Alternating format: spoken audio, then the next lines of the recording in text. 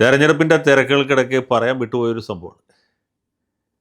മഞ്ചേശ്വരത്ത് SDPI സ്വന്തമായിട്ടൊരു സ്ഥാനാർത്ഥിയെ നിർത്തുകയും തദ്വാര BJPയുടെ വിജയം ഉറപ്പുവരുത്തുകയും ചെയ്യും എന്നൊരു സന്ദർഭമുണ്ടായപ്പോൾ അത് തെറ്റാണ്, പാർട്ടി ഈ തീരുമാനം പിൻവലിക്കണം, പാർട്ടി ഈ തീരുമാനത്തിൽ നിന്ന് പിന്മാറണം എന്ന് സധൈര്യം തുറന്നു പറഞ്ഞ ഒരു നേതാവുണ്ട്. അദ്ദേഹത്തിൻ്റെ പേര് തുളസീധരൻ പള്ളിക്കൽ എന്നാണ്. ഞാൻ മനസ്സിലാക്കുന്നത് ശരിയാണെങ്കിൽ പുള്ളി തിരുവനന്തപുരം ജില്ലക്കാരനാണ്. SDPIക്ക് ഒരു മതേതര മുഖം നൽകാൻ വേണ്ടി പ്രത്യേകിച്ച് അവർ ഉയർത്തിപ്പിടിക്കുന്ന അല്ലെങ്കിൽ ഉയർത്തിപ്പിടിക്കുന്നതായിട്ട് ഭാവിക്കുന്ന വിഖ്യാതമായ ദളിത് പിന്നാക്ക മുസ്ലിം ഐക്യത്തിൻ്റെ ഒരു പ്രതീകമായിട്ട് അവതരിപ്പിച്ച ആളാണ് ഈ പള്ളിക്കൽ. തുളസീധരൻ പള്ളിക്കൽ കത്തുന്ന ഒരു സൂഡാപ്പിയാണ്. സത്യം പറഞ്ഞാൽ അതിനകത്തുള്ള ശരിക്കുള്ള സൂഡാപ്പികളെക്കാളും വീര്യം കൂടിയ സൂഡാപ്പിയാണ് ശ്രീമാൻ തുളസീധരൻ പള്ളിക്കൽ. അദ്ദേഹം കാലാകാലങ്ങളിൽ ഈ പാർട്ടി വലിയ വിഷമവൃത്തത്തിലാകുന്ന സമയത്ത് ധീരമായ പ്രഖ്യാപനങ്ങളും പ്രസ്താവനകളും നടത്തി പാർട്ടിയുടെ പ്രവർത്തകർക്കും അതിൻ്റെ പോരാളികൾക്കൊക്കെ വീര്യം പകർന്നു കൊടുത്തുകൊണ്ടിരുന്നതാണ്. അങ്ങനെ ഇരിക്കുമ്പോഴാണ് ഈ ലീഗിനെ തോൽപ്പിക്കാൻ വേണ്ടി SDPI സ്ഥാനാർത്ഥിയെ നിർത്തുന്നു, അതുവഴിക്ക് BJPയുടെ വിജയം സുനിശ്ചിതമാക്കുന്നു എന്ന ഒരു ഘട്ടമുണ്ടായത്. ആ സമയത്ത് ഇത് നമ്മുടെ മീഡിയ വൺ ചാനൽ വലിയൊരു സംഭവമായിട്ട് ഉയർത്തിക്കാട്ടി തുളസീധരൻ പള്ളിക്കലിനെ ശ്ലാഘിക്കഞ്ഞു. ധീരമായ നിലപാടെടുത്ത ഒരു SDPIക്കാരൻ, ഇവനാണ് ശരിക്കുള്ള സുഡാപ്പി, ബാക്കിയുള്ളവരൊക്കെ BJPയുടെ B ടീമാണ് എന്ന് പറഞ്ഞപ്പോൾ തുളസീധരൻ അത് കേട്ട് കോരിത്തരിക്കും അദ്ദേഹത്തെ പാർട്ടിയിൽ നിന്ന് പുറത്താക്കിച്ചു. പ്രാഥമിക അംഗത്വത്തിൽ നിന്ന് പുറത്താക്കിയെന്നാണ് നമ്മൾ പത്രത്തിൽ കണ്ടത്. ഏതായാലും അതുകൊണ്ടൊന്നും പതറുന്ന ആളല്ല തുളസീധരൻ പള്ളിക്കൽ എന്ന് പുള്ളി തെളിയിച്ചു. ഈ SDPIയിൽ നിന്ന് പുറത്താക്കിയാൽ പുള്ളിക്ക് ഒരു ഡാഷുമില്ല എന്ന് പുള്ളി പ്രഖ്യാപിക്കുകയും അദ്ദേഹം മുസ്ലിം ലീഗിൽ അംഗത്വം എടുക്കുകയും ചെയ്തു എന്നുള്ളതാണ്. മുസ്ലിം ലീഗിൽ ഇദ്ദേഹം അംഗത്വം എടുത്തു എന്ന് കേട്ടപ്പോൾ ഞാൻ ഞെട്ടിയില്ല. കാരണം ഇപ്പോൾ എല്ലാ ആളുകളും പൊതുവേ ആളുകൾ പ്രിഫർ ചെയ്യുന്നൊരു പാർട്ടി കോൺഗ്രസ് അല്ല. തെരഞ്ഞെടുപ്പിന് തൊട്ട് മുമ്പ് മിക്കവരും ചേരാൻ ആഗ്രഹിക്കുന്നത് അല്ലെങ്കിൽ ചേരുന്നത് മുസ്ലിം ലീഗിലാണ്.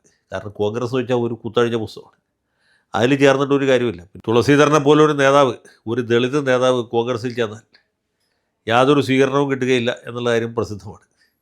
ഡോക്ടർ അംബേദ്കർക്ക് പോലും വലിയ സ്വീകരണം കിട്ടിയില്ല. സണ്ണി കബിക്കാടിൻ്റെ അനുഭവം നമ്മുടെ മുമ്പിലുണ്ട്. അതുകൊണ്ട് അങ്ങോട്ട് പോയിട്ട് യാതൊരു കാര്യമില്ല. തമ്മിൽ ഭേദം തൊമ്മൻ എന്ന് പറഞ്ഞ പോലെ ഉള്ളതിൽ ഭേദം മുസ്ലിം ലീഗാണ്. ഒന്നാമത് മുസ്ലിം ലീഗ് ഒരു കെട്ടുറപ്പുള്ള പാർട്ടിയാണ്, അതിന് കൃത്യമായ ലീഡർഷിപ്പുണ്ട്, നേതാവ് പറഞ്ഞാൽ അനുസരിക്കുന്ന അണികളുണ്ട്. ഇതുപോലുള്ള ആളുകളെയൊക്കെ ഉൾക്കൊള്ളാനുള്ള ഹൃദയവിശാലതയും പാണക്കാട് തങ്കന്മാർക്കും പാണ്ടിക്കടവത്ത് കുഞ്ഞാപ്പയ്ക്കുമുണ്ട്, ബാക്കിയുള്ള ആളുകൾക്കുമുണ്ട്. അതുകൊണ്ടാണ് പലരും ഈ പാർട്ടിയിലേക്ക് പോകുന്നത്.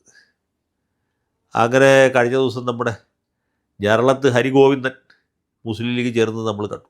ഹരിഗോവിന്ദൻ മുസ്ലിം ലീഗ് ചേർന്നത് മാത്രമല്ല, തുടർന്നുള്ള തെരഞ്ഞെടുപ്പ് യോഗങ്ങളിൽ പങ്കെടുത്തു. മങ്കടയിലും പെരിന്തൽമണ്ണയിലുമൊക്കെ അദ്ദേഹം സജീവ സാന്നിധ്യമായിരുന്നു. ഇടയ്ക്ക കൊട്ടിയിട്ട് മുസ്ലിം ലീഗിന് വേണ്ടി വോട്ട് ചോദിച്ച് പാട്ട് പാടുന്നതൊക്കെ കാണാനുള്ള ഭാഗ്യം നമുക്കുണ്ടായി. അപ്പോൾ ഹരിഗോവിന്ദന് ചേരാമെങ്കിൽ തുളസീധരന് തീർച്ചയായിട്ടും ചേരാം, 3 പ്രാവശ്യം ചേരാം. മാത്രമല്ല ഇതിനു മുമ്പ് പല ദളിത് നേതാക്കന്മാരും ലീഗിലുണ്ടായിട്ടുണ്ട്. പണ്ട് ചടയനുണ്ടായിരുന്നു, പിന്നീട് KP രാമനുണ്ടായിരുന്നു, പിന്നീട് UC രാമനുണ്ടായി, ഇപ്പോൾ ജയന്തി രാജനുണ്ട്, ഇനി ഇപ്പോൾ തുളസീധരനുമായി. അപ്പോൾ എങ്ങനെ നോക്കിയാലും ഈ ദളിതർക്ക് ഇനി അവലംബമായിട്ടുള്ളൊരു പാർട്ടി എന്ന് പറയുന്നത് മുസ്ലിം ലീഗാണ്. സണ്ണി കബിക്കാട് തന്നെ വൈകാതെ ലീഗിൽ ചേരും, പച്ചക്കൊടി പിടിക്കും എന്നാണ് എൻ്റെ വിശ്വാസം, എൻ്റെ പ്രത്യാശ. ഇത് കാണുമ്പോൾ എനിക്ക് ഓർമ്മ വന്ന സത്യം പറഞ്ഞാൽ ബിലാലിനെയാണ്. ബിലാലിനെ കുറിച്ച് നിങ്ങൾ എത്ര പേര് കേട്ടിട്ടുണ്ടാവും, എത്ര പേര് അദ്ദേഹത്തെ ഓർമ്മിക്കുന്നുണ്ട്, അദ്ദേഹത്തിൻ്റെ അവസ്ഥ എന്താണ്, പുള്ളി ഇപ്പോൾ ജീവിച്ചിരിപ്പുണ്ടോ എന്ന് തന്നെ എനിക്ക് ഉറപ്പില്ല. എന്നാലും ബിലാലിനെ വേറെ ആരൊക്കെ മറന്നാലും ഞാൻ മറന്നില്ല. ഒരു ദിവസം വെറുതെ ഇരിക്കുമ്പോൾ ആലുവ ടൗണിലെമ്പാടും ഒരു പോസ്റ്റർ പ്രത്യക്ഷപ്പെടുന്നു, ബിലാൽ പാണക്കാട്ടേക്ക്. ഇതാരണപ്പ എന്ന് ഞാൻ പിടിച്ചു, ഞാൻ സംശയിച്ചു. പിന്നെ ഒന്നുകൂടി ആലോചിച്ചപ്പോഴാണ് മനസ്സിലായി, ബിലാലിനെ എനിക്ക് മനസ്സിലായി. ഈ ബിലാലിൻ്റെ ശരിക്കുള്ള പേര് വേലായുധൻ എന്നായിരുന്നു. ഇയാൾ എറണാകുളം ജില്ലക്കാരനാണ്, ഞാറക്കലോ മറ്റോട് പുള്ളിയുടെ സ്വന്തം സ്ഥലം എന്ന് എനിക്ക് തോന്നുന്നു. വേലായുധൻ പണ്ട് 1980-ലായിരിക്കണം 82-ൽ 80-ൽ BJP ഇല്ല, 82-ലാണ് BJP വരുന്നത്. BJPയുടെ സ്ഥാനാർത്ഥിയായിട്ട് മത്സരിച്ചിട്ടുണ്ട് ഞാറക്കൽ സംവരണ മണ്ഡലത്തിൽ. താമര അടയാളത്തിൽ മത്സരിച്ച ആളാണ് വേലായുധൻ. പിന്നീട് വേലായുധന് ഒരു ടെലിഫോൺ പോസ്റ്റിനെ തൊഴുത് 10 രൂപ കൊടുത്തു എന്നാണ് എൻ്റെ ഓർമ്മ. കാരണം ഇദ്ദേഹം ടെലിഫോൺ പോസ്റ്റിൽ BJP ഇവരുടെ കാവിക്കൊടി കിട്ടിയപ്പോൾ പോലീസുകാർ പുള്ളിയെ മർദ്ദിക്കുകയോ ഭീഷണിപ്പെടുത്തുകയൊക്കെ ചെയ്തു. ആ ടെലിഫോൺ പോസ്റ്റാണ് പുള്ളിയുടെ രാഷ്ട്രീയ ജീവിതത്തിലെ ഒരു പ്രധാനപ്പെട്ട ദിശാസൂചകമായി മാറിയത് എന്നുള്ളതുകൊണ്ട് ടെലിഫോൺ പോസ്റ്റിന് തൊട്ട് തൊഴുത് BJPയുടെ നോമിനേഷൻ കൊടുത്ത ആളാണ് വേലായുധൻ. പിന്നീട് വേലായുധന് BJP രാഷ്ട്രീയം വെറുത്തു. പുള്ളി അബ്ദുൾ നാസർ മദനിയുടെ PDPയിൽ ചേർന്നു.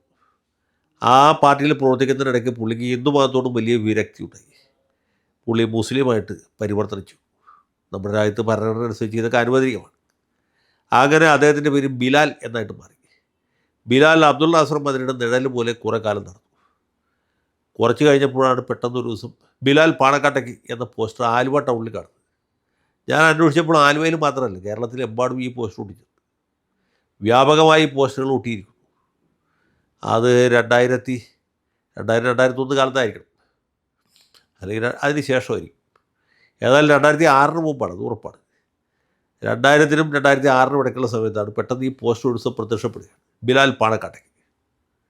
അപ്പോൾ എന്താ സംഭവം എന്ന് അന്വേഷിച്ചപ്പോൾ ഞാൻ വിചാരിച്ചത് ഇയാൾ അബ്ദുൾ നാസർ മദനിയുടെ വക്കാലത്തുമായിട്ട് പാണക്കാട്ട് പോയി തങ്ങളെ കണ്ട് വല്ല പുലഭ്യം പറയാനായിരിക്കും, അല്ലെങ്കിൽ കച്ചറ ഉണ്ടാക്കാനായിരിക്കും എന്നാണ്. പക്ഷെ അല്ല, ബിലാലിന് മനപരിവർത്തനം ഉണ്ടായിരിക്കും. അബ്ദുൾ നാസർ മദനിയുടെ PDP പോരാ ഈ രാജ്യത്ത് മുസ്ലിങ്ങൾ ആദ്യമായിട്ടുള്ള ന്യൂനപക്ഷങ്ങളെ രക്ഷിക്കാൻ. അതിന് പുള്ളി ലീഗിൽ മെമ്പർഷിപ്പ് എടുക്കുകയാണ്. അതിന് പോകുന്ന പോക്കാണ്. ഈ ബിലാലിൻ്റെ കയ്യിൽ ഇതിന് മാത്രമേ എവിടുന്ന പൈസ കിട്ടിയെന്ന് നമുക്കറിയില്ല. കാരണം കേരളത്തിലെമ്പാടും പോസ്റ്റ് ഒട്ടിച്ചിരിക്കുകയാണ്. ബിലാൽ പാണക്കാട്ടേക്ക് മഹാസംഭവമാണ്.